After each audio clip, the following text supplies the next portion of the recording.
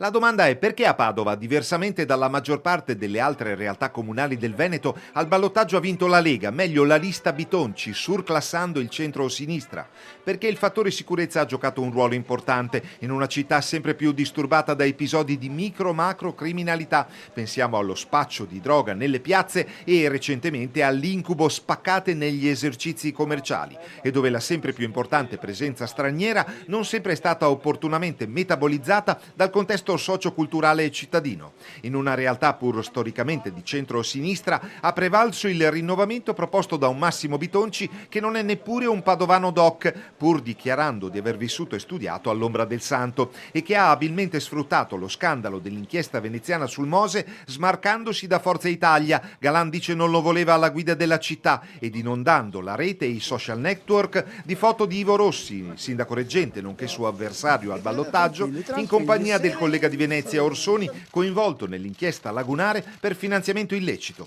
Una battaglia nel nome dell'onestà e della trasparenza che ha toccato le corde dei padovani dopo un quindicennio di governo di sinistra. L'affluenza buona e il distacco finale la dicono lunga su un successo senza se e senza ma da parte dell'outsider, capace di capitalizzare al meglio il suo "sarò il sindaco della gente", atteso ora da un difficile compito: cancellare il faticoso governo cittadino dell'ultima giunta non di sinistra, quello capeggiato da Giustina Destro, affrontando i tanti problemi di una città di grandi ambizioni e contraddizioni, prestigiosa sede universitaria e un tempo autentica capitale economica del nord-est, che proprio per questo suo antico ruolo ha sofferto oltre misura i lunghi anni di crisi, realtà cittadina, provinciale e metropolitana nel contempo, aspetto quest'ultimo su cui lo stesso Bitonci si è espresso nella settimana precedente al ballottaggio in termini piuttosto bellicosi. La Pa-3V cosiddetta, attesa nel 2015 quale area metropolitana, non sarà più una questione tutta di centro o sinistra, avendo perso i suoi due pezzi più importanti, ovvero lo stesso Ivo Rossi